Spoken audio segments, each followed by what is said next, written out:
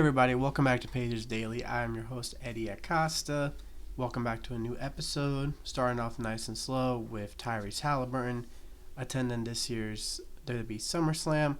Now, we all know Tyrese Halliburton is a big WWE fan, and in one of the segments, it was during the John Cena match, John Cena did take one of Halliburton's crutches, and I know Halliburton was very happy to be part of that. Now, we've seen Hallie be part of some interesting moments in WWE. That little rivalry he had with Jalen Brunson on one of the episodes, if I'm not mistaken, I think it was SmackDown.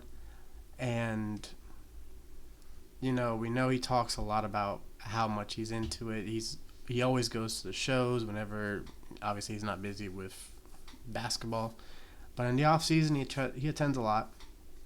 I know he came on an interview once and said that in the locker room, he always checks what happened in WWE because he's been following it for so long, and he's just a big fan.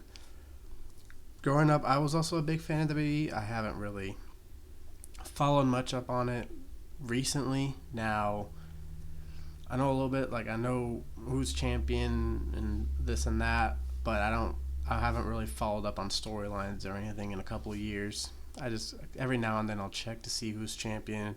I'll check into Royal Rumble, WrestleMania.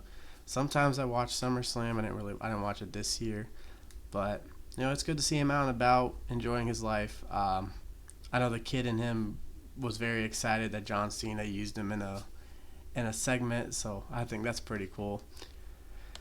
But back to basketball. Start talking a little about Aaron Nesmith and just what to expect from him in 2025 season. I expect big things from Nesmith. Now, what I saw in the playoffs was amazing. Up until Game 7 of the finals when he kind of dropped a dud, but a lot of the team dropped a dud. So I can't really put that fully on him. But just Game 1 of the New York Knicks series was just everything that you could ask for in a role player like Nesmith. To make 8 threes in a playoff game, and most of them were in the fourth quarter. Made 6 in the fourth quarter. He was just red hot, firing from anywhere, and they weren't all just catch and shoots. There was some where he dribbled out, crossed over Josh Hart, splashed a 3.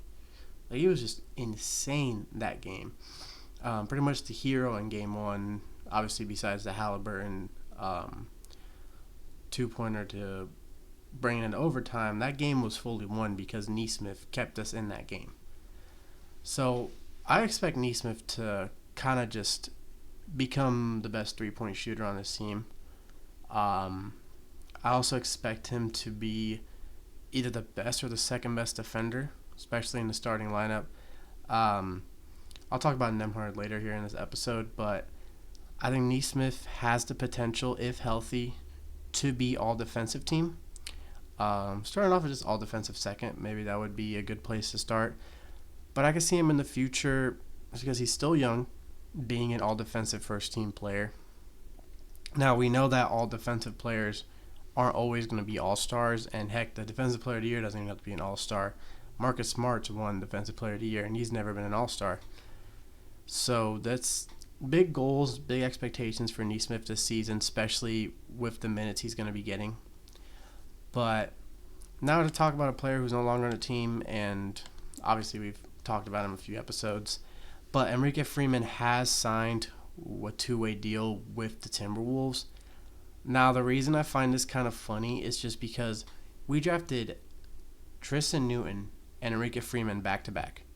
Now they're both on two-way deals with the Wolves. The Pacers haven't fully been keeping their, outside of Furphy, they haven't really been keeping, in the last 2-3 drafts, haven't really kept their second-round picks or really their undrafted players, as Isaiah Wong, long gone. Sheboy is long gone. I thought Sheboy would have been a good two-way player for the Pacers. Obviously, they kept Nembhard from 2022, which we're not going to let go of him anytime soon.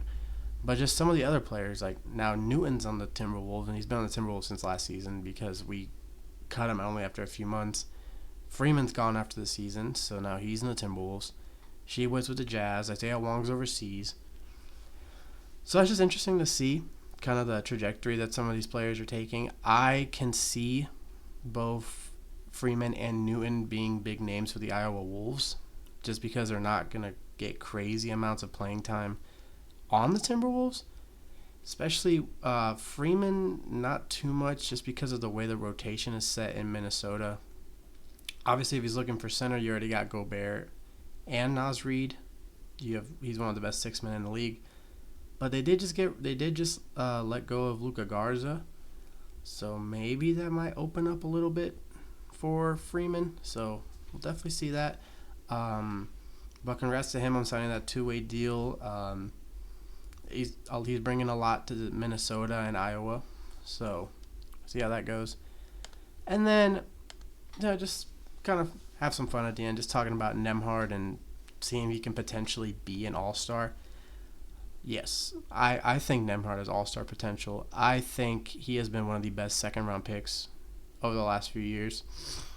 Just what he brings to the game, what he brings to the team, his hard work, his work ethic. He comes in, he's not afraid to take a shot. He can create his own shot. Great passer. Has insane handles. I mean, we saw the way he crossed up Shea and hit that step-back three in Game 1 of the Finals. He's I would say, not the most consistent scorer, per se, but the most consistent defender on the team. He'll lock up the best player on the other team, no matter what. If they're a 1 through a 3, he's gonna lock them up. We saw how he did against Brunson. We saw he was the best defender on Shea. He was the best defender on Mitchell as well. He was just killing it whenever he had to guard anybody, especially a star player. So just being able to have a guy like that, and now he's running the point. So he's definitely going to be able to play with Mathurin more and kind of just find him. His 1-2 game with Siakam has always been pretty decent. Seeing how he works with Isaiah Jackson or Jay Huff, whoever fits into that starting role, just seeing how that goes. Open to see a lot of alley-oops to Jay Huff in that backwards dunk. I don't know. Every time Jay Huff dunks, it's just so interesting. It's because it's so good. It's so fun to watch. I think he's going to be really fun to watch, actually. But back to Nembhard. Just if he ends up averaging 15 a game, 15, 16 a game, between 8 and 9 assists, and maybe 1 to 2 steals, he could potentially be an all-star, especially now if Lillard and Halliburton are both out for the season. And Lillard's not even in the East anymore, so that's really nothing to worry about now. And just Drew Holiday's out of the East, so you don't have to worry about him getting a guard spot. So the East is very open this year, and the all-star team could look a lot different than it usually does. So I'm hoping Nembhard can be one of those names, and I'm hoping Mathurin and Siakam. I'm hoping we have 2 to 3 all-stars this year. I'm just very excited for this season. I genuinely think there's a shot. Just seeing how our team plays. But as always, I'm your host, Hery Acosta. This is Pacers Daily. Boom, baby, and go, Sirs.